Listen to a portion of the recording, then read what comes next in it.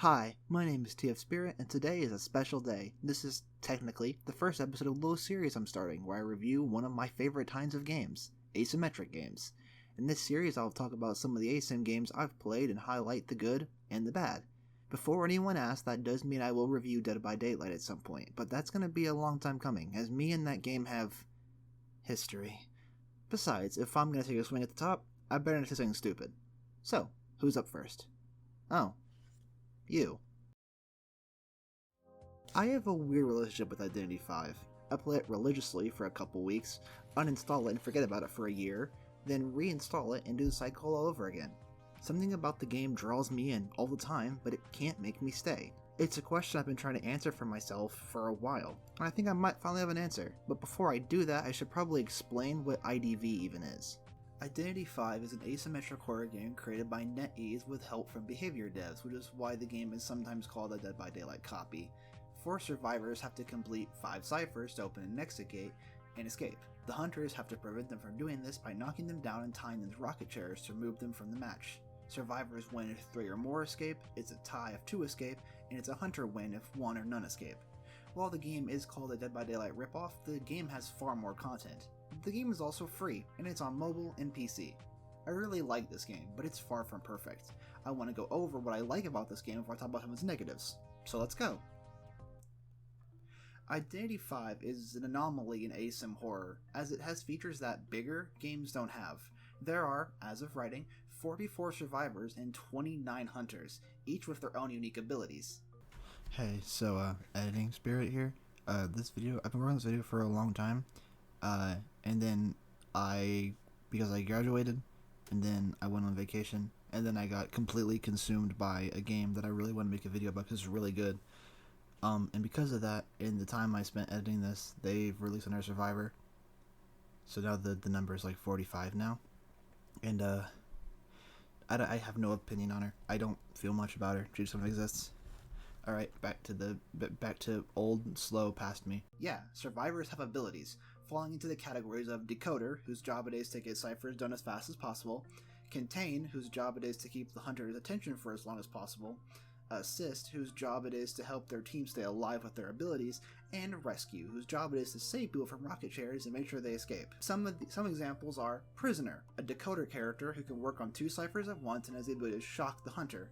Postman, an assist character who can send letters to his teammates, giving them and himself the buff tied to said letter, and Mercenary, a rescue character who uses elbow pads to get a speed boost and takes delayed damage. The hunters, obviously, have their own unique powers too, like Nightmare, who can use crows to survey the map and can pounce on survivors, Nightwatch, who can control the wind to slow down survivors and speed himself up, and Axeboy, who can lock down parts of the map with his corrupted areas. The game also has multiple game modes. There's Duo Hunter, where 2 hunters hunt 8 survivors, Hide and Seek, where, well, you hide and seek, Blackjack, where you try to reach 21 without going over and being eliminated, Frenzied Rhapsody, which is just dodgeball, Chasing Shadows, where you race to get first place, and Terra, where both teams have to protect their king from the enemy team's knight. It's crazy that most asym games don't even have 1 extra game mode, and IDV has 6. Editing Forest again. I'm a really slow editor. The game also has a quick messaging system. This can be things like telling your team your decoding percentage, telling them to focus on decoding while you rescue, telling your teammate where the hunter is, etc. You can even edit these messages, so you can send a heads up for any situation. It even lets you call out hunter abilities, like blink or detention. This is the most advanced quick messaging system I've seen in any game, letting randoms work together like a 4-man team. This makes solo queue bearable, which is a real problem in other games. There is also a button to auto-translate any messages seen in global chat or the beginning of the game chat, letting people from other languages communicate, which is a giant accessibility feature that I think needs to be added in more games. Every character feels unique in their own way, making gameplay far more engaging. You will rarely bump into the same team back to back, so every game as the hunter and survivor feels vastly different. The game's art style is beautiful, looking like every character is made of felt and fabric. It's also incredibly goofy, not taking itself too seriously, which I love. Not every game has to be dark and horrible. Now, with all that praise, I think I'm going to throw a break in this game, and while I do think the gameplay itself is alright, the game has one thing I can't endorse. It has downright predatory monetization. Identity V is a gacha game at its core, filled with luck-based stuff everywhere. I will give the game some credit for not locking characters behind a gacha roll, but if you want a cool skin for a character you like, then either give up your mom's credit card or get lucky loser. Oh, and this game wears the word limited like a badge of honor.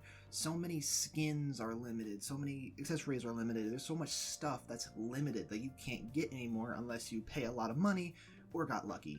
Don't even get me started on the Penrose Maze. Even if you're dedicated to being a free-to-play player, the actual game has some issues too. While I don't have many problems with Survivor, I'm not a big fan of how Hunter plays, which is odd because I usually love the Hunter role in Asym games. To me, it feels clunky with incredibly inconsistent hitboxes, as in you'll get some hits that you really should have missed. Hunter is also incentivized to camp due to the Terror Shock system, where you can one-shot most survivors if you hit them while they are interacting with something, so you can keep someone from being saved and get free downs easy. This is an example of a strat so good you're dumb if you don't use it. It's in the game's tutorial, it tells you to tunnel out survivors.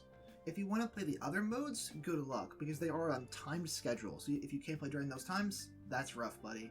Now, the times are relatively generous, it's not making you wake up at 5 o'clock to play hide and seek, but the fact that these really cool game modes that separate IDV from all the other Asym games are only on a timed schedule is kinda dumb. I can excuse gameplay issues and weird schedules, I was a Splatoon 2 Salmon Runner after all, but this game has so much predatory monetization that I can't recommend it in good faith. This game has a lot going for it. Like I said earlier, the art style is beautiful, the gameplay is still good besides its flaws, and I've heard a lot of good from the community despite how odd some of them are. I've played this game a lot. I've bought skins, it was some of the earliest art of mine that I could find. Hell, IDV was the game I was playing when I got affiliate on Twitch. I don't think this game is unplayable garbage, but having microtransactions and FOMO pushed down my throat constantly has put a stain on this game for me. If you've watched this video and still want to play IDV, go nuts. I hope you have an amazing time. If you don't want to play because of this video, fair enough, more power to you. If you want to discuss it with me, I'll probably be streaming the game on Twitch, which I'll be doing after this video goes live, so follow me at twitch.tv/tfspirit_. To answer the question I asked myself earlier, I keep coming back because this game is great, but I leave when I'm out of money. Now, if you need me, I'm gonna go pop the last cipher too early. Thanks for watching, leave a like, drop a comment if you have something to add, subscribe, stay safe, and have a good night.